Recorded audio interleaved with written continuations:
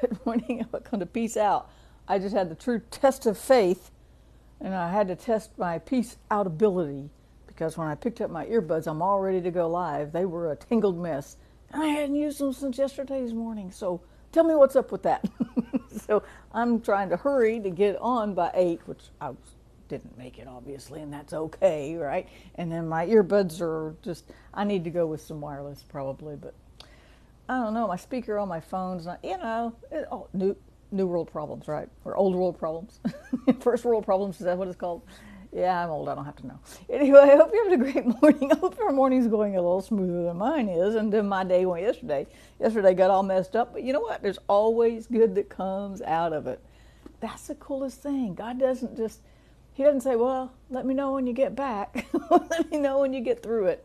That's actually what we're going to talk about today. Before I get too far into it, don't forget that Sunday morning, bright and early at 10 o'clock, 9:30 if you want coffee and donuts, right? At 10 o'clock, I'm going to be sharing it at Heritage Fellowship Church where'd my paper go? I moved everything around yesterday. I believe it's 329, is that right? But it's on West Edmond Road, right up the road. So you can Google it, you can look it up on Facebook. You can watch it live on Facebook too, if you can't get there in person. But it'd be great to have that and be sharing for Mother's Day, and I think I'm excited about it. So I hope you'll come join us. Bring your mom or be the mom. Either way, have your kids bring you, whichever way. But come join us, and it's gonna be fun. So anyway, and also the book of the week is Fear of the Lord Study Guide. And I'm thinking about doing a Bible study with that study guide on a Thursday night. I'm thinking about maybe starting to do work some of those study guides and just do Bible study like in a Zoom, like live, not on Facebook, but in Zoom live together, and then we can maybe put it on YouTube or something. But that's in the works. I got enough stuff to worry about right now, so I'm not putting that as a priority right now. But let me know if you'd be interested in that, because that would make it a priority if I knew there was some interest. And anyway, so we're about halfway to another printing with the books for Pakistan, the books in Urdu. So, and that I'm going to have some books with me Sunday. If you've been wanting some of my books, come and grab a couple. And we're about halfway financially, money-wise, halfway to our next printing, getting some more books printed, because we're out of the 3,000 we've printed. Does that not just that blows my mind? And they're begging for them, and we don't have them. They're gone. So we've got to get some more. So, but we're working on it. We won't be printing about 3,000 unless God does a miracle, which would be fine too. Anyway, so this morning, man, I've just been all over the place. But since I did Psalm 22 yesterday, I went ahead because we mentioned Psalm 23, and we talked about David and the verse out of Psalm 22. Let's see what verse that is.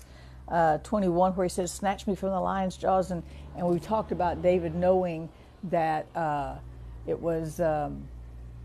He was a shepherd, so he understood how the shepherd, and he had snatched his sheep out of the jaws of the lion, right? And so he knew exactly what he was asking when he said, "God, snatch me, snatch me, like I do. Watch care over me, take care of me," right? And so I just got up this morning. I thought, I know Psalm 23 is so familiar. Sometimes we just skip it, but there's always something new in the Word because it's alive and it's fresh. And my perspective changes, and it's just amazing how, even though the word doesn't change, I see something different in it when I read something for the 110th time, right? It's just amazing how God's word works like that. That's one of the things I love about it. It's always applicable.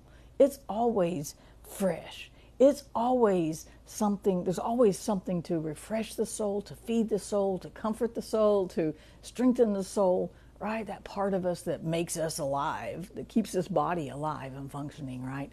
So I want to look at Psalm 23, and I think I got a couple of things to talk about because that stood out to me this morning. Before I get into Psalm 23, I want to wish my little sister a happy birthday today. She's years old. Isn't that awesome? Yeah. Hey, it's better than the alternatives, right? So it's never too old, right? So happy birthday, Tina.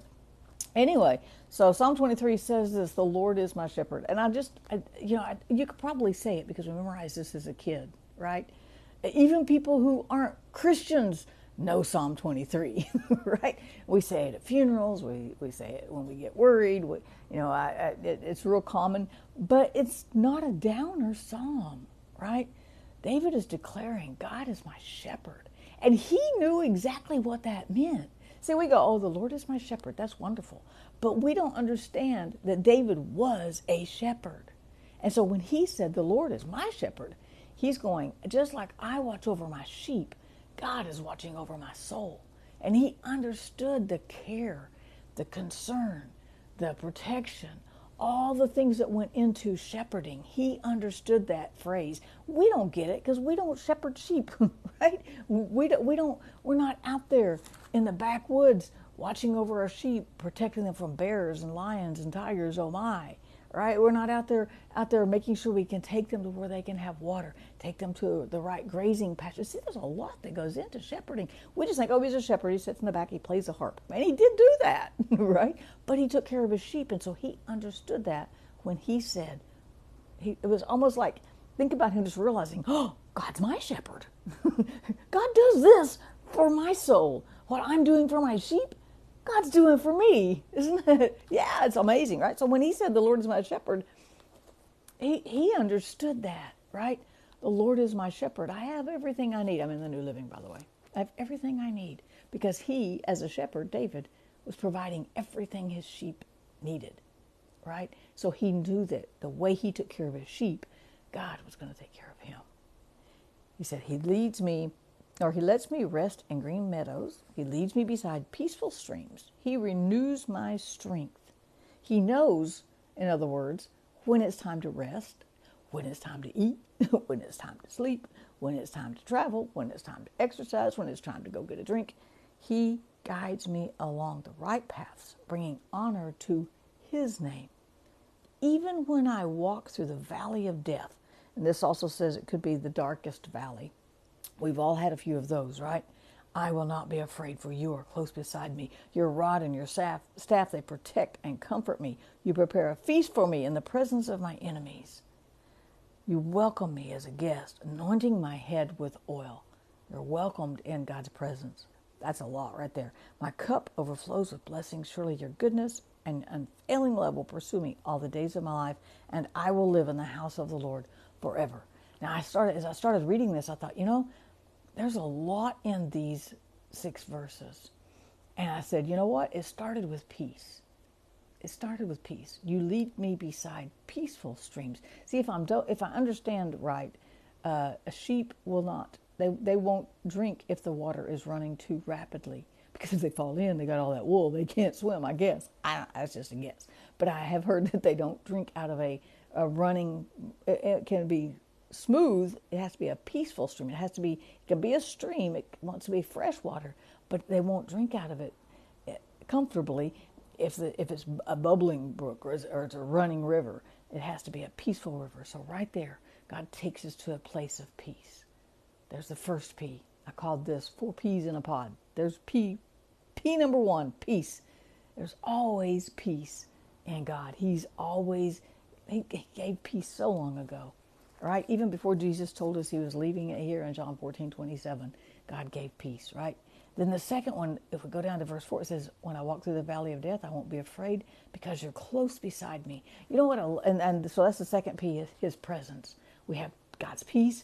We have God's presence. God doesn't wait on the other side of the valley going, come on, I'm over here. When you get done, I'm not going in there. It's dark. I don't know what's in there. No, he goes through it with us.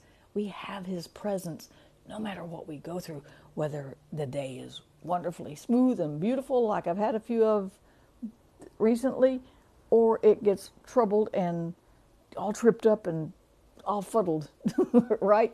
It doesn't matter. God doesn't, his presence is with us. He's the keeper of that soul part of us, our mind, our will, of our emotions. And my emotions can be all over the place in a matter of a millisecond. I swear I could be a high, a low, and somewhere in between, bouncing all over the place if I need it. Just little things, thoughts. Nothing even has to happen. I'm serious. I hope y'all don't identify. Nothing even has to happen. Just my thoughts can go, my emotions are way over here, and then the thoughts go, and then I'm down here. It's crazy, right?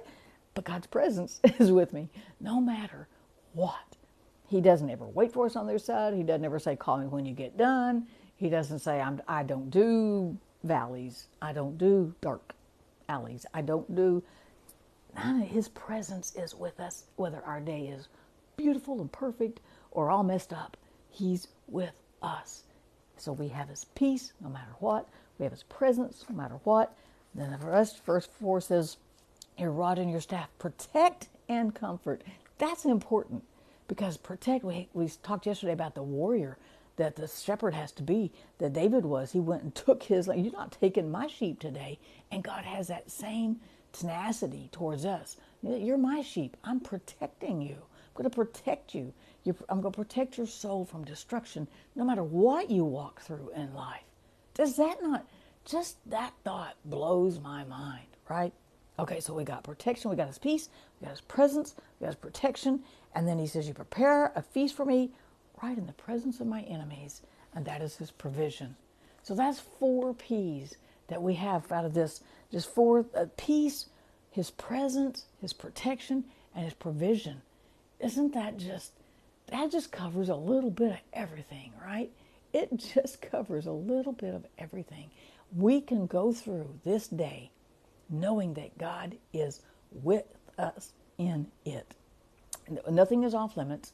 He's not going to tell us he doesn't do whatever we've got to deal with, whether we end up like I did yesterday in the ER with Chris, which it was all fine, but you never know. That's why you go, right?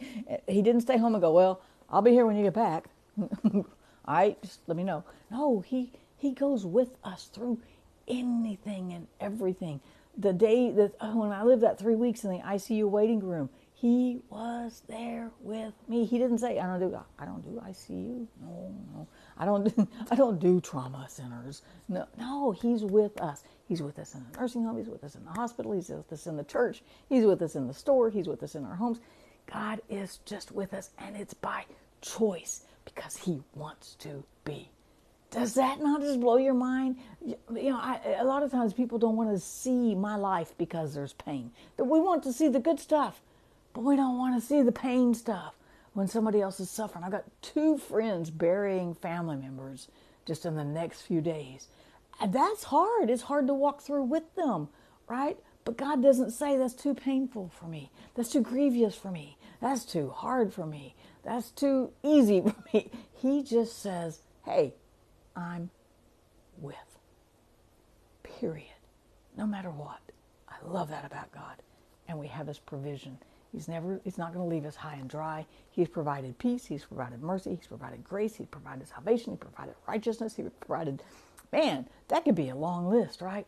I'm so thankful that God is with us. And he's got us no matter what. That's why we can peace out. Peace out. Give the Psalm 23rd, the 23rd Psalm another read today. Let it be fresh in you again today, right? Remind yourself of all the things that God does for us and goes through with us. And he's not on the sidelines just cheering us on. He's in it with us. He gets dirty with us. He gets his hands dirty. He rolls up his sleeves and goes, all right, come on. Let's take this thing. You got it. I'm with you. Come on, let's go. It's not, you get over there and do it and let me know how it turned out. No, he rolls up his sleeves and gets in the trenches of life with us and says, we got this. Come on. Now you got my strength. I'm going to protect you. I'm going to provide for you. I'm going to give you peace. Peace out, you guys. I could go on all day, I think. Have a great day, and I will see you bright and early Monday morning. All right? Have a great day.